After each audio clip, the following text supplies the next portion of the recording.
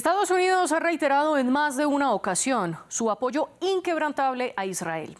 El presidente Joe Biden le pidió al Congreso de su país que apruebe de manera urgente una ayuda militar adicional y se refirió que sería para Ucrania e Israel sin mencionar a otros más. Desde el ataque de Hamás, Washington reforzó su ayuda militar a los israelíes, enviando 2 de sus portaaviones más avanzados al Mediterráneo y desplegando más de 2.000 tropas adicionales y también aviones de combate. Además, Biden viajó a Tel Aviv y se reunió con el primer ministro Benjamin Netanyahu. Manuela Cano nos cuenta qué pasó en el encuentro. Una cooperación fortalecida. El primer ministro israelí, Benjamin Netanyahu, se reunió el miércoles con el presidente estadounidense Joe Biden en Tel Aviv. Allí Biden reiteró el apoyo de Washington a Israel en el conflicto contra Hamás. Quería estar aquí hoy por una sencilla razón. Quería que el pueblo de Israel, el pueblo del mundo, supiera cuál es la posición de Estados Unidos. El grupo terrorista Hamás ha masacrado, como se ha señalado, a más de 1.300 personas. Por su parte, Netanyahu agradeció el apoyo estadounidense y lo catalogó como un aliado imprescindible. Hemos visto su apoyo todos los días con una profunda y amplia cooperación que hemos tenido desde el comienzo de esta guerra. Un nivel de cooperación que realmente no tiene precedentes en la historia de la gran alianza entre nuestras dos naciones. Tras el encuentro, Biden se reunió con algunos sobrevivientes israelíes del ataque del 7 de octubre perpetrado por Hamás y luego anunció mayor ayuda militar a Israel, además de $100 millones para asistencia humanitaria en Gaza y Cisjordania. La gran mayoría de los palestinos no son Hamás. Hamás no representa al pueblo palestino. Hamás utiliza a familias inocentes en Gaza como escudos humanos. El viaje de Biden no ha estado exento de críticas. Se da tras el ataque a un hospital en Gaza en el que murieron cientos de personas, que según el presidente se debió a un cohete fallido enviado por un grupo terrorista desde Gaza, una versión que contrasta con aquellas que apuntan a la responsabilidad de Israel. En medio de esta guerra y de la crisis humanitaria que se ha desatado, ¿qué tan incondicional es el apoyo de Estados Unidos a Israel? ¿Qué presiones enfrenta Biden en su propia casa para que le exija a los israelíes que respeten el derecho internacional humanitario? Para discutirlo hoy en el debate nos acompaña Jaime Avedrapo, profesor de Derecho Internacional Público y Relaciones Internacionales, además exdirector de la Comunidad Palestina de Chile por 3 periodos. Él nos acompaña desde Santiago. Y en San José de Costa Rica está Jesús Aguirre Gorgona, profesor de Historia Hebrea y Política Global, magíster en Derechos Humanos y especialista en el Medio Oriente y en la historia del pueblo judío. A los dos les doy la bienvenida a nuestro programa, una bienvenida que como siempre le extiendo a nuestra audiencia. Sus comentarios los leemos muy atentamente, los pueden dejar en las redes sociales con el hashtag eldebatef24 y pueden seguirnos a través de @France24-ES. Estamos en YouTube y también en podcast, en Apple Podcast, Spotify, Deezer y TuneIn. Jaime Avedrapo, comienzo con usted. Bienvenido. ¿Cómo interpretar el llamado que le hace el presidente Joe Biden al Congreso para que apruebe una ayuda militar urgente para apoyar a Israel, entre otros? Bueno, tiene varios significados. Muy buenas noches. Muchas gracias por la invitación, María Clara. Ciertamente creemos que esto tiene una perspectiva geopolítica muy importante, tiene una señal muy potente. Sabemos siempre la incondicionalidad que desde los acuerdos de Oslo a la fecha con mayor claridad Estados Unidos ha tenido precisamente con las posiciones de Israel, sobre todo después de castigos colectivos sobre Franja de Gaza.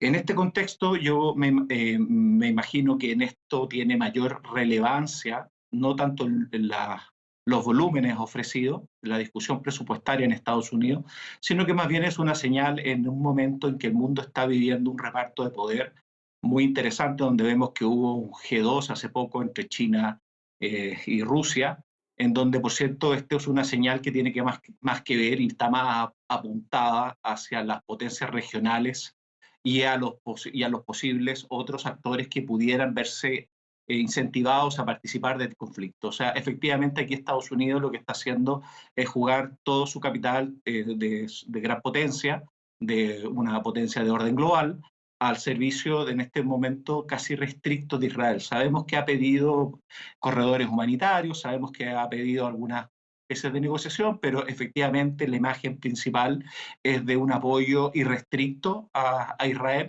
y que van a estar dispuestos a cualquier acción bélica o carácter de soporte en cuanto otros actores pudieran ver esta como una ocasión efectivamente para abrir un conflicto a mayor escala en la región de América Latina. Con esto, Estados Unidos lo que sí termina un Sí. ciclo, un declive respecto a su capacidad negociadora en Medio Oriente. Posiblemente va a necesitar cada vez más actores para que la diplomacia tenga algún sentido en este momento en un asunto que lleva por décadas y que no ha podido resolver, particularmente con lo que parece más razonable, la creación de un Estado palestino.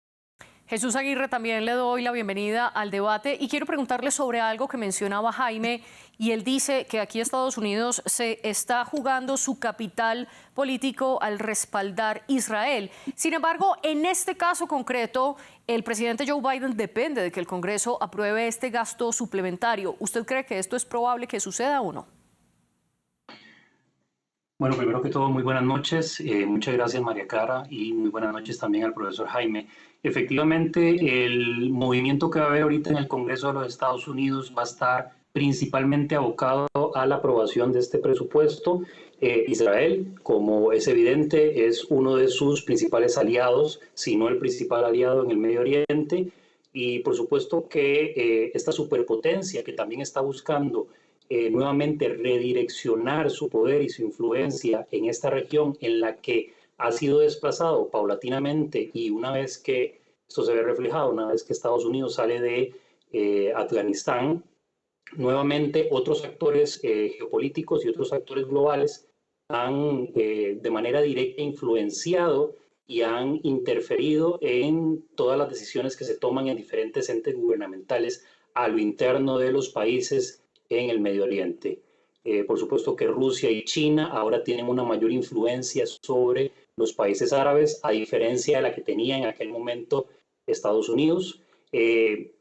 Principalmente, y ya hablaremos de esto más adelante, esto ocurre en un contexto en el que Israel tenía un acercamiento muy fuerte con Arabia Saudita, ese futuro acuerdo de paz que iba a ocurrir, que de momento, ahora como se ha declarado en diferentes medios oficiales, está en pausa. Estados Unidos estaba muy interesado en que eso ocurriera, por supuesto, con el objetivo de nuevamente tener un mayor protagonismo y tomar nuevamente la batuta en el contexto del Medio Oriente. Así que yo creo que, por supuesto, que van a haber discusiones, como en toda democracia ocurre, pero finalmente ese presupuesto de ayuda a su aliado en el Medio Oriente, que es el Estado de Israel, va a ocurrir en el corto plazo. Una de sus ideas centrales es que Estados Unidos necesita y está haciendo todo lo que puede por redireccionar su poder en Medio Oriente y volver a ser uno de los líderes occidentales allí. Sin embargo, mi pregunta para usted, Jesús, es ¿qué tanto lo puede lograr, sobre todo con los pronunciamientos recientes de Joe Biden, en el que desde Tel Aviv insiste, y desde Washington también, en que el ataque al hospital Al-Ahli no fue Israel el que lo cometió, algo que sin embargo niegan la autoridad palestina, niega la Liga Árabe, quienes acusan y señalan como responsable a Israel? Con todo esto, ¿qué tanto puede retomar Estados Unidos el liderato en Medio Oriente? Bueno, ahorita es en aquel contexto, o en este contexto más bien, era vital el acuerdo entre Israel y Arabia Saudita, pero ya que usted menciona el tema de este ataque que todavía está en proceso de investigación, el único actor involucrado ahorita inmediatamente que ha aportado pruebas, videos, audios, fotografías satelitales y demás de cómo ocurrió este aparente ataque que el Yihad Islámico y Hamas acusan directamente a Israel de haber cometido, es el mismo Estado de Israel. El portavoz de las Fuerzas de Defensa de Israel mostró en conferencia de prensa que efectivamente el misil que cayó, y eso es muy importante mencionar, no cae directamente en el hospital, sino que cae propiamente en una región, por supuesto, muy cercana, en lo que parece ser un parqueo, fue un cohete que se desvió de la Yihad Islámica. Y hay conversaciones, hay grabaciones. Aquí lo que cabe preguntarse es, ¿por qué el que muestra la evidencia de que efectivamente el ataque o la caída del misil no fue él, básicamente es el acusado y el perseguido en este contexto. No se realizan cuestionamientos específicos contra la yihad islámica y menos contra Hamas y tampoco contra la Autoridad Nacional Palestina. Entonces yo creo que independientemente de al final el resultado de esto, que claramente a través de la evidencia podemos ver que no fue el Estado de Israel, si bien es cierto, esto permeó en el mundo árabe y por supuesto la influencia que esto tuvo y sigue teniendo a través de protestas en diferentes países, va a causar una espiral que al final va a perjudicar, por supuesto, como usted menciona, los intereses de los Estados Unidos en la región. En buena teoría, esto se retomaría dependiendo del rumbo que vaya a tomar la guerra en este momento. Solo un par de precisiones, Jesús. Usted afirma que prácticamente fue un cohete de la yihad islámica. Esto todavía está en discusión. Tal como usted bien lo dijo, es la versión de las fuerzas israelíes y la inteligencia israelí la que está diciendo eso. Sin embargo, todavía no se sabe concretamente qué ocurrió. Y usted dice que nadie señala a la Autoridad Nacional Palestina. La Autoridad Nacional Palestina, debo recordar, es un grupo político que domina y gobierna en Cisjordania, que no es la Franja de Gaza, donde domina el brazo político de Hamas. Jaime, regreso con usted. ¿Cree que Estados Unidos puede posicionarse de nuevo en la región en medio de todo lo que está ocurriendo en esta guerra? Yo creo que es un actor que va a ser válido para cualquier negociación, desde un alto al fuego o lo que fuera para dar ciertas garantías a Israel y colocar algún tipo de mesura. Pero yo creo que una situación más de fondo es la tendencia que está viviendo Estados Unidos desde hace algún tiempo. Particularmente lo hemos visto en la guerra que está viviendo Europa, hoy día puntualmente, donde Estados Unidos no manifiesta demasiadas acciones para buscar un cese al fuego. A lo que estoy yendo de fondo es que Estados Unidos en general, como actor global, está perdiendo bastante credibilidad y de alguna manera bastante influencia. Y yo creo que esto es una superpotencia, o como diríamos antes, la Pax Americana de alguna manera, particularmente desde que cae el muro de Berlín a la fecha, lo que ha perdido es legitimidad y credibilidad. Está muy presente en nuestra memoria lo que pasó en Irak cuando se rompe a través de una guerra ilegal absolutamente el orden y el concierto internacional creado post Segunda Guerra Mundial en el marco de la Carta de las Naciones Unidas. Y hoy día en Medio Oriente, que si bien efectivamente, sobre todo la administración Trump, ya había retirado bastante su interés de mantener una influencia y una cercanía permanente, más bien desplazándose a otras realidades geopolíticas con especialmente preocupación en temas como Taiwán o en Asia-Pacífico, pero efectivamente se estaba retrotrayendo esa zona, hoy día vuelve con mucha fuerza por lo que estamos viendo y lo que está aconteciendo entre en Palestina e Israel.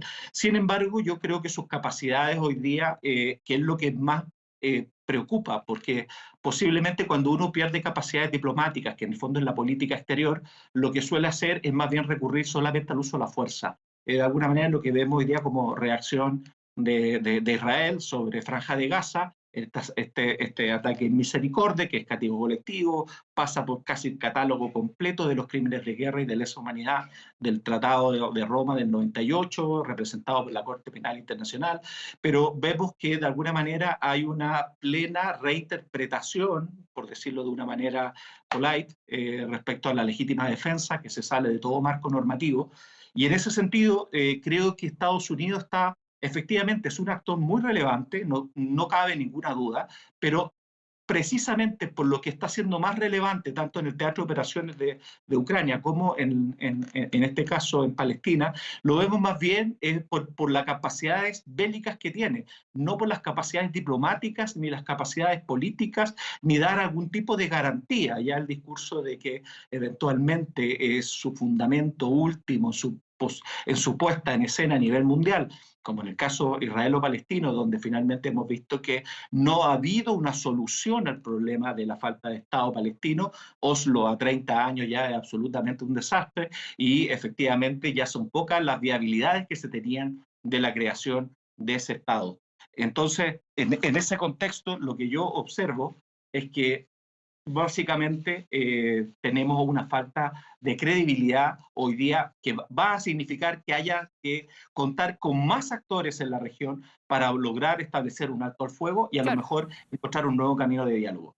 Ahora quiero que hablemos sobre la situación interna que enfrenta el presidente Joe Biden y quiero preguntarle a usted, Jesús, de dos hechos que han marcado un poco también la agenda interna. En su discurso en el despacho Oval, Biden decía que era momento de superar esas divisiones internas que pudiera haber para ponerse en pro de la seguridad mundial y controlar, según sus palabras, a los terroristas internacionales que podrían significar una amenaza para todo el mundo, y él se refirió concretamente a Hamás y a Rusia para respaldar su argumento de por qué el Congreso debe apoyar militarmente y con dinero a Ucrania y a Israel.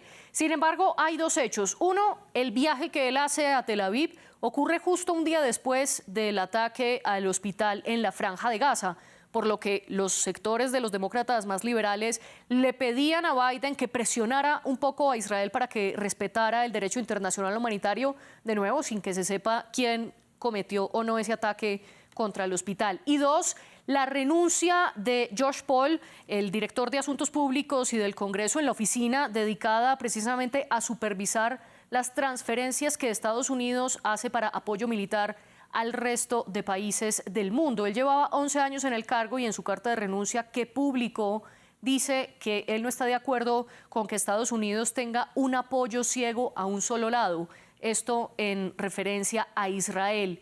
¿Cómo enfrentar entonces y qué tan grandes son estas divisiones internas en Estados Unidos según usted? Yo creo que para contestar esa pregunta quiero hacer algunas imprecisiones que el profesor Jaime ha traído pues, a colación en este momento, porque básicamente me dan un marco para responderle a lo que usted menciona.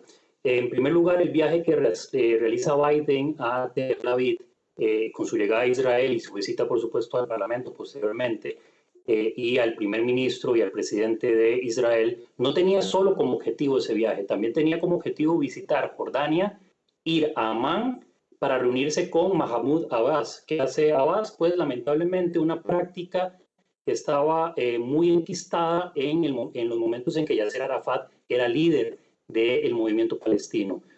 Simplemente Abbas decidió retirarse de la capital de Jordania para no reunirse con Biden. Y es que aquí entonces lo que cabe preguntarse es si realmente a la Autoridad Nacional Palestina, que como bien usted menciona, gobierna y tiene un tratado de paz con Israel, que son los acuerdos de Oslo, firmados en 1993, lo que cabe preguntarse es si tiene algún interés de que esto cese.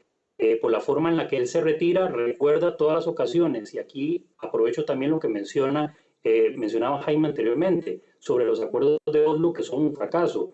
Pues pareciera más bien que el fracaso fue la ruta que decidieron no seguir posteriormente, no seguir posteriormente Yasser Arafat, cuando le niega la paz a Barak, habiendo este último ofrecido con Clinton durante los acuerdos de Camp David II, todas las peticiones de parte de la parte palestina, Jerusalén Este, todos los territorios de Cisjordania que estaban y siguen en disputa, toda la Franja de Gaza y un puente que comunicara el punto A con el punto B y que fuera un estado continuo. Entonces, más bien parece que el deseo de que esto fracase y que la guerra continúe, si bien es cierto, Israel en todo su derecho y en su legítimo derecho, de la autodefensa, está incurriendo en movimientos que pueden atentar en algún momento contra la seguridad de los civiles palestinos, ha realizado esfuerzos innumerables para que esto, si bien es cierto, puede ocurrir, disminuya. Y partiendo a la primera interrogante que me realiza usted, es acerca de las divisiones internas en Estados Unidos. Creo que más bien lo que está ocurriendo ahorita y lo que vamos a ver a partir, o más bien después de la reunión con Benjamín Netanyahu, es que el Congreso de los Estados Unidos se va a unir en este contexto porque sabe que Israel es una pieza clave dentro de los intereses que por supuesto tiene Estados Unidos en el Medio Oriente y que, como ya hemos mencionado anteriormente y también el profesor Jaime menciona, se han visto permeados por la introducción de Rusia y China en la región. A Jesús y a Jaime les hago una petición y es que sean un poco más concisos en sus respuestas, que el tiempo apremia lastimosamente en televisión. Jaime, quiero trasladarle una pregunta o una afirmación que hace Jesús, y es que la Autoridad Nacional Palestina pareciera, según él, tener el deseo de que cualquier negociación posible fracasase y que por eso Mahmoud Abbas, el presidente de la Autoridad Nacional Palestina, no va o se va de Jordania, no se reúne con Joe Biden y desde Jordania cancelaron el encuentro que tenían en Amán. ¿Qué piensa usted? Mira, yo sigo el tema palestino hace bastantes décadas, ¿ya? Y yo tenía la impresión de que básicamente Israel estaba a puertas de consumar, a través de los hechos consumados, una ocupación efectiva sobre todo el territorio palestino. Solamente recordar que queda aproximadamente un 7% de la población palestina viviendo en Cisjordania, de lo que fue la Palestina histórica. Por tanto, esa lógica de avanzar en su ocupación, de no respetar casi un centenar de resoluciones de Naciones Unidas, sin tener ningún tipo de sanción, ni carácter económico, ni la posibilidad de que el Consejo de Seguridad se hiciera parte por el veto siempre permanente de Estados Unidos, y evidentemente con ello impedir que haya cascos azules, que haya una forma como se hace en otros conflictos a nivel internacional, cuando no hay acuerdo entre las partes, y se sigue manteniendo una lógica de negociación permanente como estrategia, desde Oslo particularmente, desde los acuerdos de Madrid en su comienzo, luego Oslo, donde se mantiene una relación entre ocupado y ocupante con un actor que es absolutamente parcial en el proceso de negociaciones. Por tanto, esta situación ha deslegitimado absolutamente sobre la capacidad negociadora de una autoridad nacional palestina que a 30 años de constituido Oslo le puede decir a su pueblo que sigue viviendo bajo ocupación, que no hay Estado de Derecho alguno, que sigue creando asentamientos ilegales, que siguen habiendo asesinatos selectivos, que siguen habiendo niños en prisión, que siguen haciendo todo lo que puede hacer una potencia ocupante que no respeta un mínimo de marco de derecho. Por cierto, si Mahmoud Abbas en este minuto pareciera ya tener algún nivel de desconfianza e importancia de los Estados Unidos, tiene bastante que ver con lo que estábamos conversando hace un momento atrás. Tiene que ver con que la historia señala que Estados Unidos no es capaz, y los actores y el cuarteto a través de la hoja de ruta tampoco fue capaz de condicionar un mínimo a Estados Unidos al cumplimiento de algunos de los acuerdos, por una parte, o que cumpla algo del respeto del derecho internacional, como por ejemplo, por solo dar un ejemplo, evitar la construcción, terminar con la construcción de asentamientos ilegales que los mantuvo desde el 93, el mismo año que se firman los acuerdos de Oslo, donde uno de los fundamentos era no construir más asentamientos. Al siempre ha tenido la voluntad de avanzar en su proyecto colonial, en su proyecto de Estado-nación, a costa de los palestinos, donde al interior podemos observar al interior de Israel una suerte de apartheid, y hacia Palestina una suerte de ocupación permanente, donde cada vez hay menos territorio. Entonces, la creación de dos estados ya es muy, muy compleja, y la Autoridad Nacional Palestina está prácticamente administrando la ocupación a control remoto. Por tanto, sí, eso le quita mucha legitimidad. Perdona, me excedí. Y ustedes están hablando de diferentes puntos de la historia y del conflicto y todo lo que ha pasado en más de 70 años entre los israelíes y los palestinos. Les voy a pedir que nos concentremos de nuevo en el papel de Estados Unidos, y para eso, Jesús, le quiero preguntar sobre la resolución del Consejo de Seguridad que Estados Unidos vetó. Brasil, como presidente pro tempore del Consejo de Seguridad, propuso una resolución para que hubiera una pausa humanitaria en la Franja de Gaza, con la intención de evacuar a los civiles y llevar suministros que se necesitan en el enclave. Sin embargo, Estados Unidos, como uno de los únicos 5 miembros permanentes del Consejo, vetó la resolución. Esto quiere decir que se hunde y no continúa la discusión, porque afirma que esta resolución no reconocía en lo escrito el derecho a Israel de la autodefensa. ¿Qué puede significar para Estados Unidos? ¿Pierde o no su legitimidad como posible negociador entre Israel y Hamás después de vetar esta resolución del Consejo de Seguridad, Jesús? Sí, claro, voy a contestar su pregunta y hago un comentario muy rápido en relación a la consulta anterior que usted le realiza al profesor Jaime. Creo que de manera muy hábil él evade contestar la pregunta de por qué Abbas se fue, y simplemente empieza a decir o a repetir constantemente elementos que para desmentirlos habría que tener un debate un poco más amplio, como que hay asesinatos selectivos, niños en la cárcel, etc. Me centro entonces en su pregunta. Efectivamente, ese bloqueo, por decirlo así, de esa resolución tiene principalmente como objetivo vigilar y defender los intereses de Israel, porque la entrada de ayuda humanitaria por los diferentes cruces, que si bien es cierto, Israel a partir de este momento, recientemente estuve viendo en las últimas noticias, va a abrir los diferentes cruces para que esta ayuda ingrese.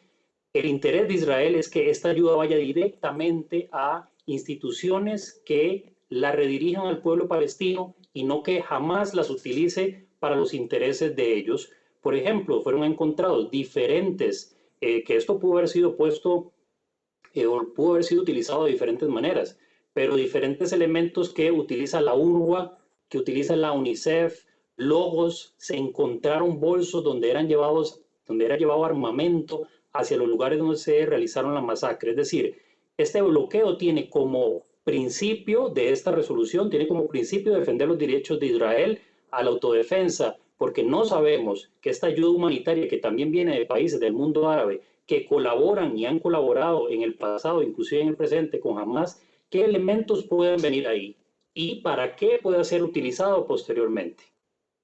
Jaime, regreso con usted para que le dé respuesta precisamente a lo que le plantea Jesús, de que es necesario por parte de Israel asegurarse que no haya ninguna ayuda que vaya a grupos armados, y él afirma que han utilizado logos de instituciones internacionales pertenecientes a la ONU para esconder y camuflar su armamento y demás. Pero además quiero sumarle una pregunta que bien dice Jesús al decir que Estados Unidos no pierde su papel de negociador y que precisamente esto se prueba con el puente que hizo entre Egipto e Israel para permitir el paso por la franja o por el paso de Rafah, que limita con la franja de Gaza. ¿Qué responde usted?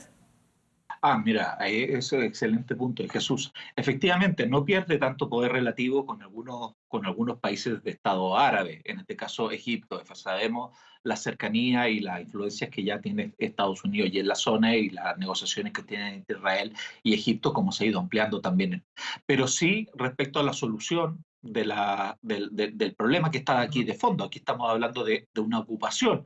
Lo que sabemos que Estados Unidos sigue siendo un actor muy importante, pero no sabemos si la salida que está consiguiendo la negociación de Estados Unidos por razones humanitarias finalmente termine desembocando en en un aceleramiento de la limpieza étnica que se ha hecho de la zona en Palestina. Entonces, estos asuntos tienen muchos temas de coyuntura, pero tienen muchos aspectos de fondo. Y aquí, efectivamente, cuando se habla de que el derecho internacional, bueno, sería muy notable que en algún minuto se pusieran las bases del derecho internacional para poder establecer una solución a la situación que se vive en Palestina. No hay mejor manera de evitar actos terroristas que efectivamente se puedan crear las condiciones para la creación de un Estado palestino. Sería la mejor manera de darnos seguridad a ambos estados. Claro.